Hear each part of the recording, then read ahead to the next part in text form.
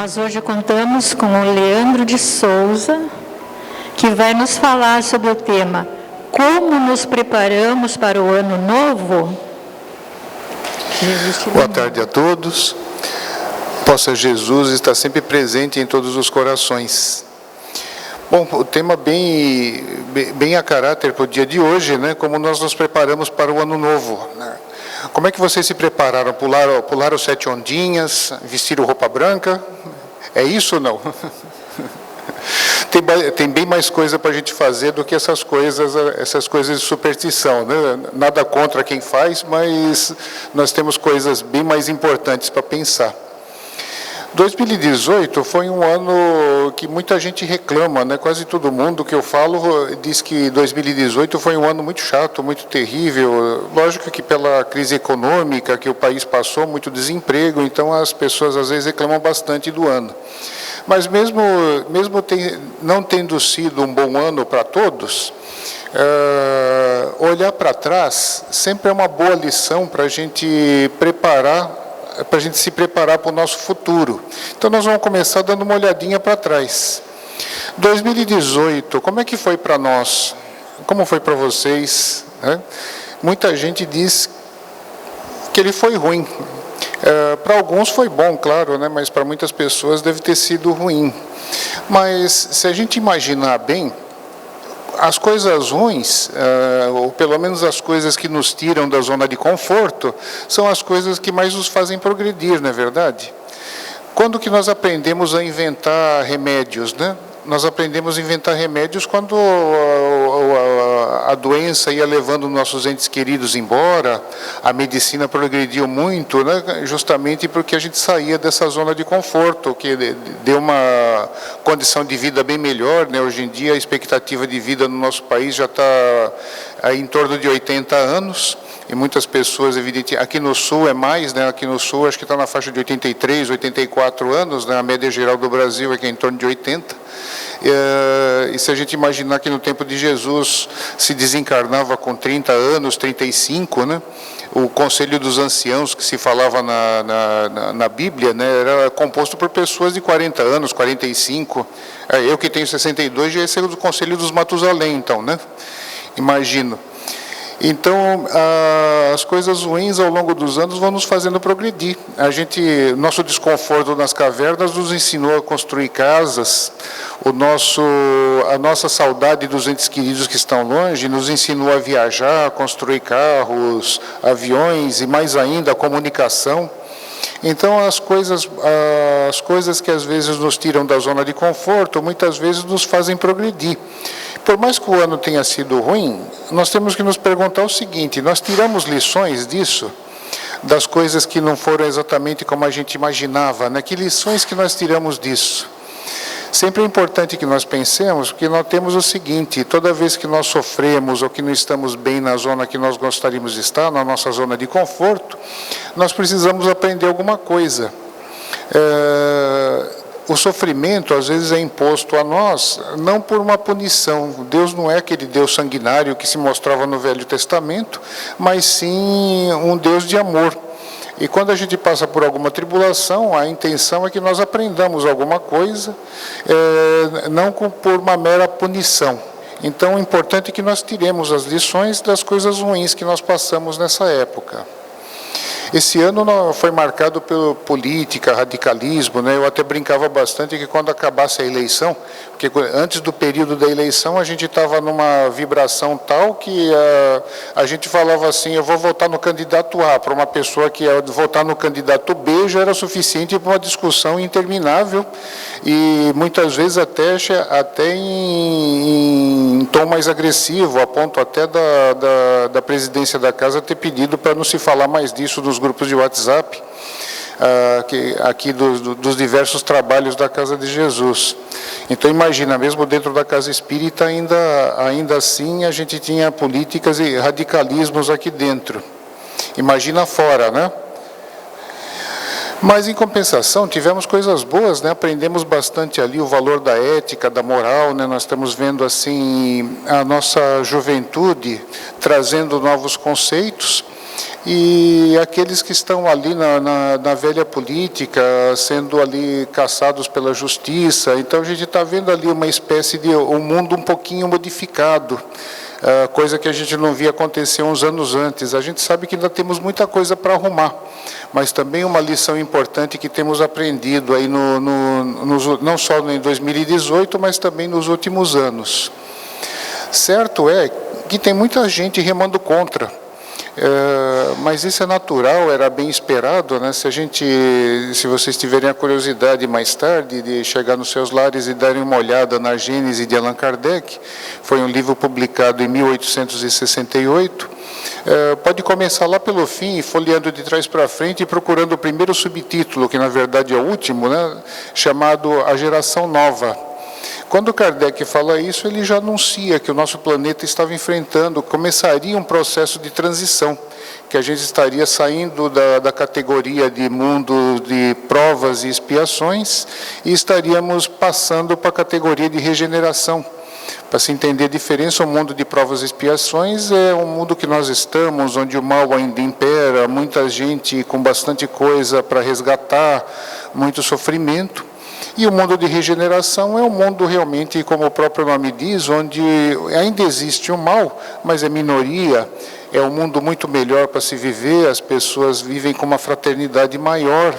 Então, Kardec anunciava, os espíritos, através do codificador, anunciavam que o planeta estaria iniciando essa transição lá em 1868, e essa transição está se completando agora.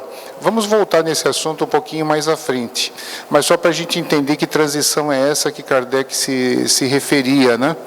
E Kardec também alertava o seguinte: nessa transição, muitos espíritos que não estão mais em condições de acompanhar a vibração do planeta, o novo grau evolutivo, eles seriam retirados gradativamente através de cataclismas como terremotos, furacões, tsunamis, erupções vulcânicas e tantas outras coisas, desastres tanto naturais como causados pelo próprio ser humano.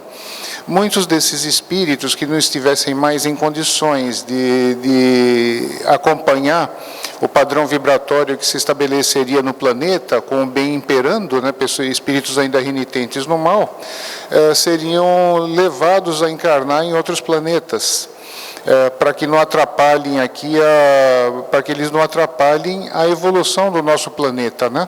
Aí já está começando a se desenhar uma coisa que às vezes é até difícil de acreditar. Quando a gente lê no Evangelho Jesus falando assim, os mansos herdarão a terra, né?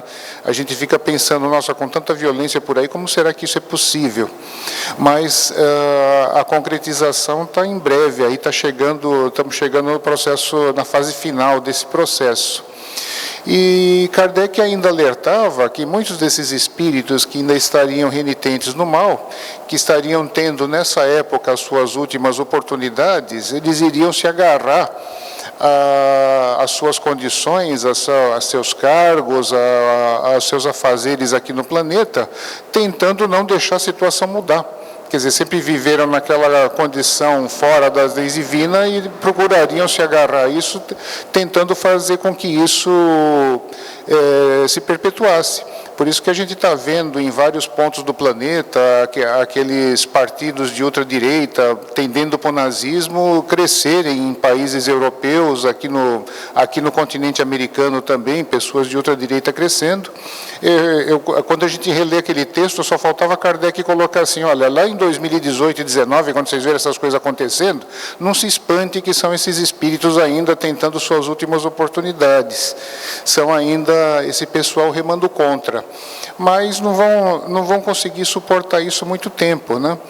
Mas o importante é que nós, olhando para trás, retiremos as lições que nós vamos utilizar para o nosso futuro, tanto a nível planetário, a nível nacional, como do nosso ponto de vista pessoal. Na parte pessoal, é importante que nós observemos, como Sócrates dizia. Sócrates foi um filósofo grego que viveu aproximadamente no ano 400 a.C., foi um dos precursores, né? Ele foi enviado pelo próprio mestre para trazer as ideias novas de liberdade, de algo a mais além da matéria, para que quando Jesus viesse exercer o seu ministério sobre a terra, essas ideias já estivessem mais ou menos sedimentadas para que o seu evangelho fosse melhor compreendido. Então, muitos emissários vieram antes, trazendo ideias novas, e dentre eles Sócrates foi um bastante eminente, bastante conhecido, e ele sempre falava: conheça-te a ti mesmo.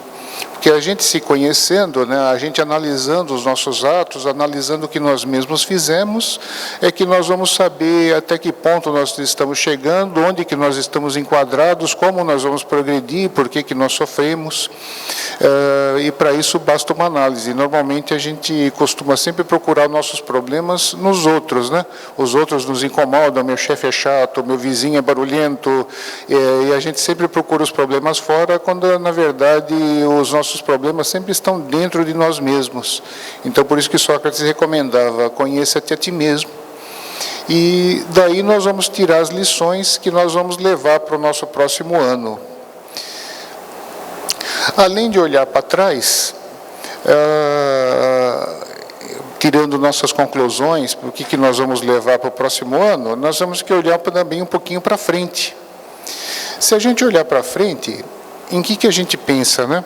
Normalmente a gente está lá, o nosso normal é a gente imaginar as coisas somente para um ano, né? Geralmente a gente promete que a gente vai fazer exercício físico, vamos comprar aquela bicicleta, vamos realizar essa ou aquela viagem, vamos procurar um emprego melhor, vamos trocar de carro. A gente fica imaginando um monte de coisa para o próximo ano. Geralmente são os nossos pensamentos e desejos ali nessa fase de transição. Mas nós temos que lembrar o seguinte: tudo isso é muito louvável, é ótimo que a gente pense nisso, né? Que o Kardec sempre recomenda, a doutrina espírita como um todo sempre recomenda que a gente viva a parte material, mas sem deixar que ela encubra a nossa parte espiritual, né? Sempre dando mais importância para a nossa vida eterna, que afinal de contas, por mais que a gente viva 100 anos aqui na Terra, ou mais até, tem gente que vive mais, mas ainda é um pequeno instante na eternidade, né? Então a nossa vida principal é como espíritos eternos, né? E nós temos que lembrar que o mundo todo está em transição, né? Será que nós estamos acompanhando esse processo? Será que nós estamos pensando só pensando nesse ano? Nós vamos acompanhar esse processo de transição que o planeta se encontra? É importante que a gente lembre, né, que nós temos que pensar em além de pensar nessas coisas que a gente normalmente pensa, pensar também nessa transição que o planeta está vivendo. E para isso nós vamos dar uma olhadinha no planeta também, e nós vamos pedir a ajuda do nosso eminente benfeitor Bezerra de Menezes. Ele tem dado algumas mensagens no final dos CFNs, da CFN Conselho Federativo Nacional, que é uma reunião que ocorre anualmente na Federação Espírita Brasileira, de onde participam os integrantes das federativas estaduais, né, de todo o país, participam na Federação Espírita Brasileira em Brasília, né? Geralmente ocorre lá pelo mês de novembro, e todo final desse processo, dessa reunião do movimento espírita em Brasília, sempre o nosso querido mentor Bezerra de Menezes, ele sempre dá uma mensagem, que até algumas delas têm rodado nas redes sociais, e eu gostei do trabalho que a FEB fez, de colocar um pouquinho de ordem nisso, porque muitas mensagens, por exemplo, a de 2016 aparecia nas redes sociais como 2014, a desse ano diziam que era de 2016, as mensagens estavam corretas, eram dele mesmo, só que estavam com anos errados. Então a FEB colocou no seu site, é só entrar lá em febnet.org.br, que vocês podem acessar todas as mensagens dadas pelo Bezerra ao final dos CFNs desde 2002. E as 3 ou 4 últimas são bastante importantes, que falam bastante dessa parte de transição. Alguns itens, o que ele fala ele repete ali de um ano para outro, de tão importante que é. Ele repete, fala sobre novo ângulo, mas repete de um ano para o outro. E é baseado na mensagem do CFN que Bezerra deu agora em novembro de 2018, que nós vamos realizar algumas reflexões que gostaríamos de dividir com vocês. Antes de começar 2018, nós vamos lembrar que em 2017, ele falou que as luzes do nosso planeta, as trevas, a grande parte das trevas que envolvem nossos planetas estão sendo substituídas pela luz. Isso já é parte dessa transição que está acontecendo, né? Muitos espíritos, como a gente citou agora há pouco, que ainda renitentes no mal, estão sendo convidados a encarnar em outros planetas e estão sendo substituídos por espíritos mais evoluídos. De onde estão vindo esses espíritos? Grande parte deles são aqueles irmãos mais velhos que em várias épocas da humanidade vieram aqui para nos fazer progredir, como os grandes cientistas, como os grandes músicos, Bach, Beethoven, Emmanuel, que já temos notícia que está encarnado já há um bom tempo, e tantos outros que estão retornando para a romagem física, né, para nos ajudar nesse progresso. E muitos espíritos vindos de um planeta distante, né, de Alcione, que fica mais ou menos a 2.000 anos-luz da Terra, estão vindo espíritos que não tem nada a resgatar, mas que por amor estão vindo aqui para nos ensinar, para nos dar testemunho das coisas boas que a gente adquire, da felicidade que a gente adquire quando a gente evolui moralmente. Então, por isso que o planeta, quem tem a vidência espiritual e pudesse observar a Terra do espaço, iria realmente observar vários pontos luminosos substituindo os pontos trevosos, e um dia a nossa Terra estaria bem mais iluminada, né? Esse processo está chegando ao fim. Isso ele falou lá em 2017. Agora nós vamos pegar algumas frases do Bezerra de Menezes e fizemos alguns destaques da mensagem que ele fez em 2018 e que gostaríamos de dividir com vocês. Ele começa dizendo: na densa noite que aturde a criatura humana, rica de tecnologia de ponta e pobre de sentimentos morais, surge a peregrina luz anunciando o amanhecer. Notem que em 2016, ele já tinha dito, na mensagem de 2016, ele já tinha dito que nós já éramos um mundo de regeneração. Só que ele alerta que nós estávamos atravessando a hora mais escura, né? Ele fez uma analogia, uma metáfora com a dia, né? Na hora que muda a data muda meia-noite, né? Então, na hora que chega o novo dia, né? Esse novo dia chega, mas nós estamos na hora mais escura do nosso dia, da nossa jornada de 24 horas. E era isso que acontecia lá em 2016. E agora ele já está anunciando o amanhecer dessa nova era, né? Quer dizer, nosso processo de transformação está chegando realmente ao clímax, ao fim. Fala também que se não fosse a abnegação de muitos, a destruição seria terrível, e por isso o Pai Misericordioso procurou diminuir as dores que pesariam sobre a humanidade. Bom, que dores são essas, né? Além dos nossos resgates individuais, tanto o Evangelho quanto o Apocalipse e várias outras culturas previam ali que nós iríamos passar por diversos cataclismas no final dos tempos, né, nessa fase de transição.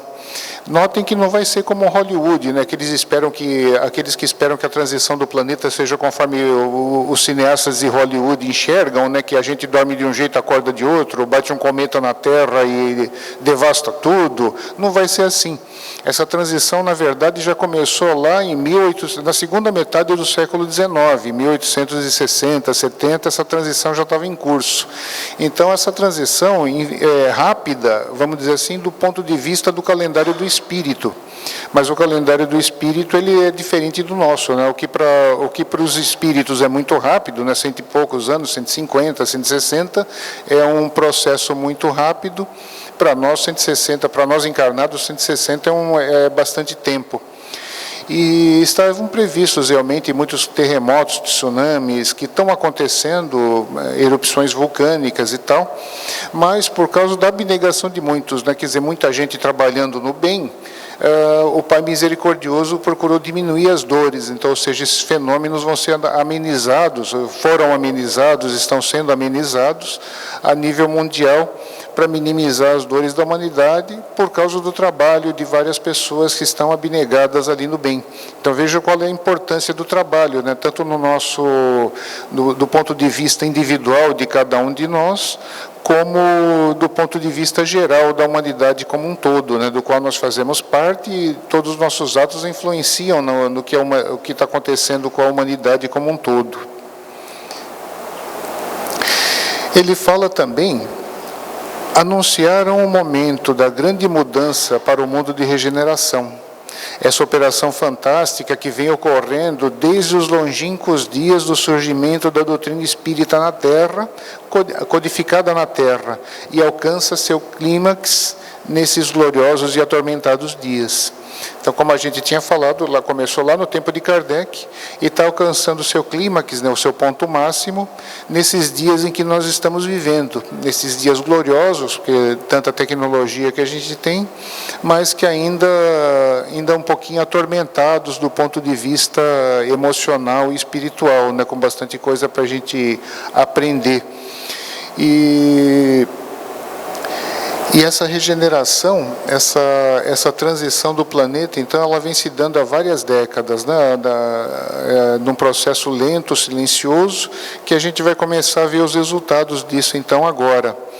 Interessante que quem quiser obter maiores detalhes sobre isso, em livros mais recentes, como a Transição Planetária e os dois outros que se seguiram, do Manuel Filomeno Miranda, né, o Espírito Manuel Filomeno Miranda, a Psicografia do Divaldo Franco, ele começa a detalhar isso bastante, pois ele participou dos trabalhos do tsunami de 2004, ele participou dos trabalhos para retirar aqueles espíritos que estavam desencarnando e levá-los para os locais adequados, né? Então, esse processo começou a ser bem falado em detalhes, né? O que era uma previsão no tempo de Kardec já estava uma realidade mostrada pelo Manuel Filomeno Miranda.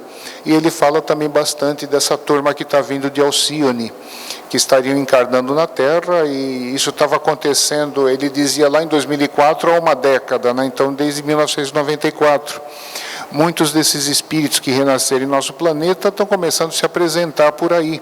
Eles não vão vir com rótulo na testa, evidentemente, não vão estar escrito assim, olha, eu sou de Alcione, mas nós vamos reconhecê-los pelos testemunhos de amor que eles vão nos dar, e pelas coisas prodigiosas que eles vão fazer.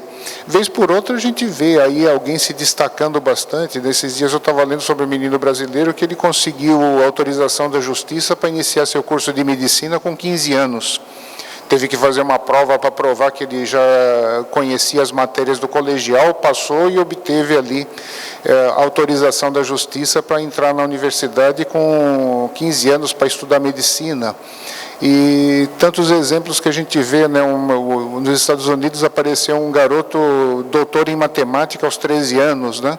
Quem sabe já não são desses espíritos por aí se manifestando, chamando a atenção sobre eles, e certamente nós vamos ver bastantes exemplos, principalmente na área do amor, na área da evolução moral.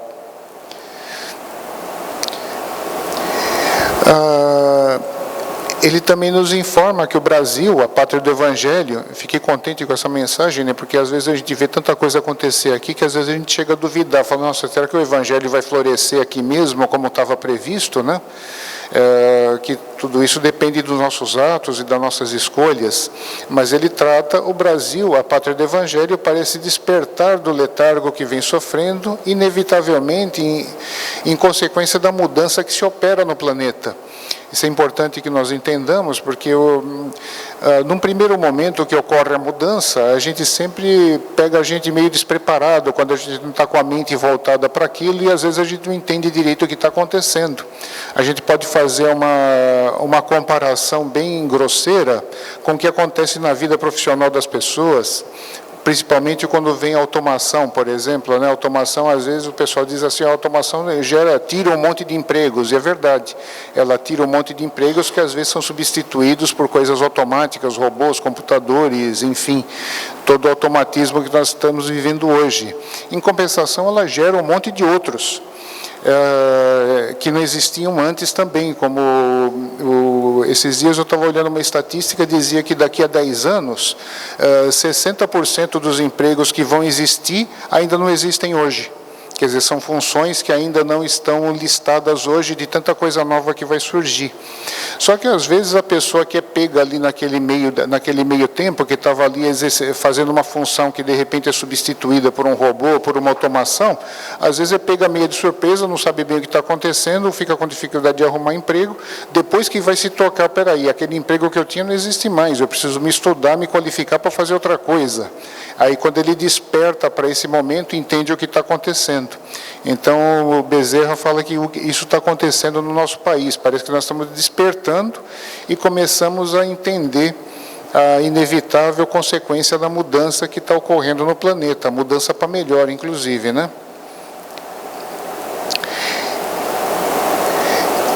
Ele fala também de algo importante, né, que se aplicava lá ao Conselho Federativo Nacional, né, conseguistes abordar temas dedicados em clima de alta fraternidade. Bom, a gente pensa assim, isso daí é só lá no Conselho Federativo Nacional, né? Mas agora há pouco, no começo da palestra, eu citava de quantas brigas que nós tivemos no ano passado, porque um ia votar no candidato A, outro ia votar no candidato B, né? Quase que perdiam a amizade porque só faltava se xingar porque não estavam votando no mesmo candidato. Na verdade, é importante que tenha as discussões. Isso não se aplica só ao CFN, né? Aplica-se também na nossa vida cotidiana, aplica-se na política, no nosso trabalho, no nosso dia a dia, nos nossos lares. Discordar não é pecado. Às vezes a pessoa acha que só porque eu estou discordando dela ou ela está discordando de mim, a pessoa não gosta, tem alguma coisa contra. Não, nós temos que ser capazes de discutir assuntos, por mais delicados que sejam, em clima de fraternidade, mesmo que a gente discorde da pessoa, a pessoa discorde da gente. É até bom que haja isso, porque às vezes eu tenho uma ideia, outra pessoa tem outra, e às vezes as duas ideias juntas dão uma terceira que é melhor que as duas primeiras, né? É assim que a humanidade progride. Nós estamos aqui vivendo em sociedade, Deus nos faz nascer e viver em sociedade, para que nós aprendamos uns com os outros. Aquilo que nós temos de melhor, né, a gente pode fornecer para as outras pessoas e a gente pode aprender com os outros o que eles têm de melhor, já que nenhum de nós é perfeito, mas grande parte de nós dominamos determinadas áreas, então aqueles que dominam podem ensinar ou passar esses conhecimentos aos demais. Então todos nós temos o que ensinar e o que aprender. E isso sempre tem que ser feito em clima de paz e tranquilidade. Bom, nos adverte também de uma recomendação importante para nós, né? A humildade de Pedro, ajoelhando-se aos pés do pregador das gentes, reverteu os planos maléficos da divisão. Coisa confusa, né? O que será que Bezerra queria dizer com isso? Para quem leu o livro Paulo e Estevão, né, que não leu, também recomendamos fortemente que leia, conta a história de Paulo, antes dele encontrar Jesus na estrada de Damasco, aquela famosa história que está nos evangelhos. Ele era um ferrenho perseguidor dos cristãos, mandava matar, apedrejar, de acordo com a lei que ele acreditava que era correta.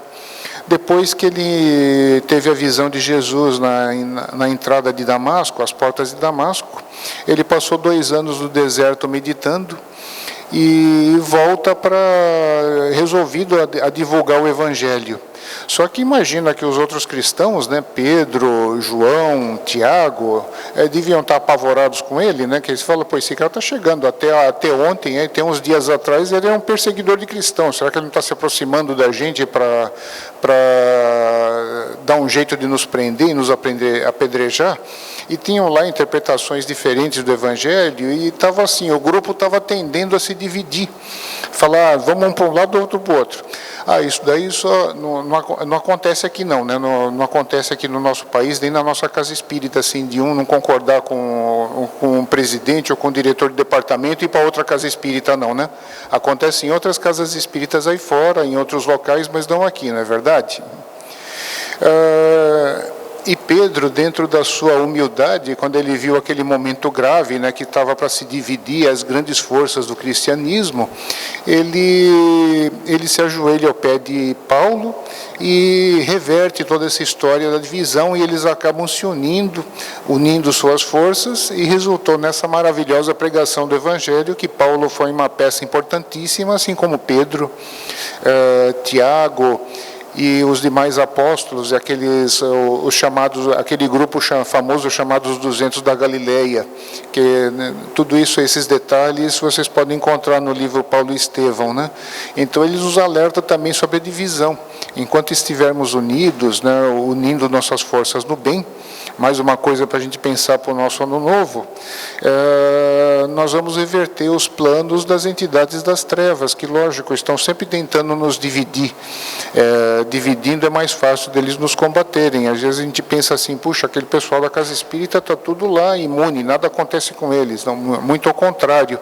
Sempre nós estamos atrapalhando o trabalho de alguém das trevas, né, e atrapalhando, a gente sempre sofre ataques. Isso é mais ou menos natural, e temos que, por isso, nos mantermos firmes na nossa união em torno do bem, para que a gente consiga levar os nossos planos de transformação avante. E ele faz mais recomendações, né? Ele diz o seguinte: ainda estamos num período de lutas, como asseverou o insigne codificador. Dificuldades vão se apresentar em toda parte. Quer dizer, não é porque nós estamos entrando na fase de regeneração que nós não vamos ter mais dificuldades, elas ainda vão aparecer. Então, que estejamos ali no nosso ano novo, no nosso mundo novo, preparados também para elas, que elas não vão parar. E, como a gente falou no começo, as dificuldades é que nos engrandecem, né, nos fazem aguçar a nossa inteligência, para que nós nos aperfeiçoemos. Mantende o coração liberado de preconceitos de qualquer natureza. Bom, preconceito não tem aqui no nosso país não, né? É só lá fora, não é verdade? Então esse item posso até pular, não posso? Ou não posso? Não pode, né? Ainda temos, assim, resquícios de preconceito aqui no nosso, mesmo no nosso país, né? Que não devia, já que é uma nação formada por imigrantes, basicamente, gente de lugar do mundo inteiro, e basicamente, e no princípio, né, antes das imigrações que ocorreram ali nos séculos XIX e XX, e ainda ocorrem no XXI, o Brasil foi formado por 3 povos, né, basicamente, o português, os negros africanos e os índios. Então já é um povo todo misturado por natureza, então deveria ser o último povo da Terra que pudesse ter um resquício de preconceito. Mas ainda tem, né? Nós vimos aí que uma pequena quantidade de venezuelanos que entrou no país já causou um monte de coisa, muita gente contra as leis de refugiados internacionais, não querendo assinar o acordo, por um preconceito injustificado, né? Um preconceito totalmente descabido. E principalmente se a gente contar que a quantidade de venezuelanos que entrou no país é muito pequena em relação ao resto, né, que está indo para outros países aí da América do Sul. Na verdade, eles estão até mais usando o nosso país como passagem, que como o idioma deles é o espanhol, eles usam o nosso país como passagem para chegar ao Chile, por exemplo, a Argentina, que falam espanhol. E uma outra estatística interessante é o seguinte: nós temos muito mais brasileiros fora do país, né, que emigraram daqui e estão em outros países, Estados Unidos, da Europa, Japão, Coreia. Nós temos muito mais brasileiros fora do que estrangeiros aqui. Então, o nosso país não tem, realmente nós não temos o direito de ter preconceito de natureza alguma, né? Que a gente, os grupos que são minoritários merecem toda a atenção, pois afinal são irmãos nossos. Então, essa mais uma recomendação que Bezerra nos faz para a gente se preparar para o ano novo, né? Na nossa bagagem de ano novo. Não temais permanecer fiéis aos deveres abraçados. Às vezes, quando a gente fala que trabalhando na casa espírita, de vez em quando a gente sofre ataques no mundo espiritual, às vezes as pessoas ficam com medo, né? E realmente, às vezes a gente sofre até, tem gente que não concorda. Eu tenho uma parente na família que é da corrente dos evangélicos, né? Ela sempre critica, dizendo que espírita vai queimar no fogo do inferno, coisa assim, é o preconceito dela, né? Os ataques que elas fazem, na verdade eu falo para ela, a gente vê as outras religiões como nossas aliadas, né? Se as religiões querem moralizar o ser humano, é exatamente o que nós queremos fazer também. Então, se vocês estão moralizando o ser humano, vocês são nossos aliados. Nunca os vemos como inimigos, mas sim como pessoas que têm todo o potencial para nos auxiliar. Então, onde quer que nós estejamos trabalhando, não devemos ter medo de permanecer fiéis a todos esses deveres que nós temos que fazer. E, finalmente, talvez a mais difícil, né, que o Bezerra nos recomenda. Ele fala assim: espíritas, a vós cabe hoje a tarefa de recristianização da humanidade. Essa é pesada, né? Essa aqui acho que ele pegou pesado, né? Às vezes a gente pode olhar no primeiro momento e falar, não, parece fácil, né? Porque já um terço do mundo já se declara cristão. E realmente nós estamos aí no mundo que tem hoje 7 bilhões de pessoas encarnadas, um pouco mais. Um terço disso, ou seja, 2 bilhões 300 de alguma coisa, 2 bilhões e 400 mil pessoas, se declaram cristãos. Então a gente pensa assim, opa, então tem que me preocupar com o resto disso ali, com os outros 5 bilhões e alguma coisa, né? Não é só isso. O Bezerra adverte que o cristianismo puro, sem dogmas, sem inserções, ele foi vivido muito bem nos 300 primeiros anos do cristianismo, ou seja, desde a vinda de Jesus até o ano 300 mais ou menos, que foi quando o Império Romano ali assumiu o cristianismo e começou a inserir uma porção de dogmas nele e acabou dando origem a várias correntes religiosas, que muitas delas têm seus trabalhos louváveis, merecem todo o nosso respeito, e outras até se desviam um pouquinho, se desviam bastante da sua finalidade. Então essa cristianização, ele não se refere só à porção do planeta que não é cristã, que não se declara cristã, pelo menos, né? Mas ele se refere também à porção do planeta que se declara cristã e que está, às vezes, vivendo fora daquela, não está entendendo direito a pureza do Evangelho do Mestre. Por isso que a doutrina espírita nos traz a chave para essa interpretação. Às vezes é muito comum pessoas de outras religiões nos perguntarem, mas o evangelho de vocês é diferente, né? O evangelho segundo o espiritismo, ele fala de diferente, ele não tem nada, ele é exatamente igual ao de vocês, só que Kardec selecionou os textos que trazem a parte moral. Ele não se preocupou com aqueles textos secundários que falam ali de milagres, de fatos históricos, de nascimento, se foi para uma região ou foi para outra. Não, Kardec se preocupou com a parte moral, que é uma parte que ninguém tem dúvida nas várias correntes religiosas. E ali adicionou a chave da interpretação dos comentários dos espíritos, mas, em suma, o Evangelho é o mesmo. E essa recristianização é importante que ela se dê nessa pureza evangélica, dentro desse clima. Mas como é que nós vamos fazer isso? Nós vamos lá sair na rua chamando as pessoas para vir para cá? Seria um ótimo começo, talvez até ajudasse. Mas com certeza vai ser muito mais eficaz a nossa vivência, né, a nossa própria transformação.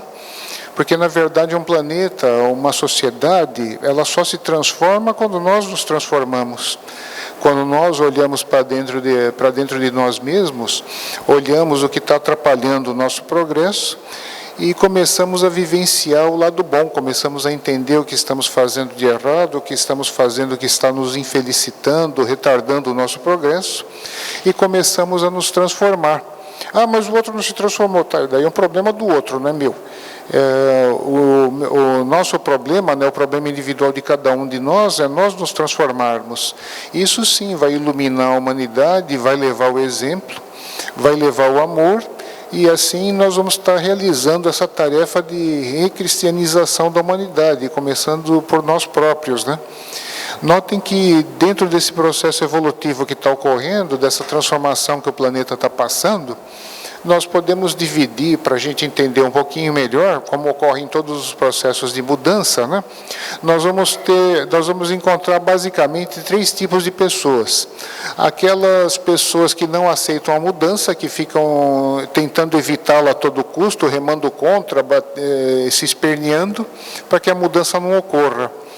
Vamos ter aquelas pessoas que estão ali em cima do muro, para onde a massa está indo, elas se deixam levar e vão indo, né?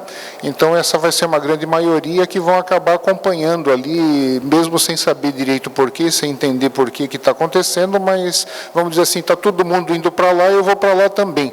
Então isso vai ser uma grande parte. E vai ter uma outra grande parte, né, que excetuando esses espíritos luminares, que a gente sabe que são os protagonistas da coisa, que estão encarnando justamente para nos ajudar, para acelerar esse processo, mas vai ter uma grande parte da própria humanidade que está aqui encarnado na Terra hoje, que vão ser os motores, né, os protagonistas, que vão ser os mais entusiasmados com a mudança, e entendendo que isso é uma coisa ótima para nós todos, e se transformando, vão ajudar a acelerar esse processo. Quer dizer, vão ser protagonistas, vão ajudar a puxar esse processo para frente. Quer dizer, uma parte não aceita, uma parte se deixa levar, e outra parte age protagonizando esse sistema, agindo como motor para que esse processo ocorra mais rápido, né? Onde é que nós estamos nos enquadrando, né? Voltando lá no comecinho do Conheça-te a ti mesmo, onde é que nós estamos nos enquadrando, né? Qual desses 3 tipos nós estamos ali no protagonismo, qual desses 3 papéis nós estamos fazendo?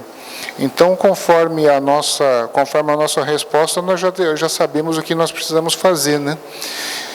Nós temos um mundo novo aí aberto à nossa frente, que vai transformar o nosso planeta para melhor. Ele está transformando o planeta para melhor. Ainda temos muita coisa para fazer, é verdade, mas talvez as pessoas da minha idade, um pouquinho mais, não vão ver esse planeta tão transformado assim, tão rápido, mas com certeza nossos filhos e netos vão ver bastante dessa transformação já ocorrendo no aqui e agora do nosso planeta.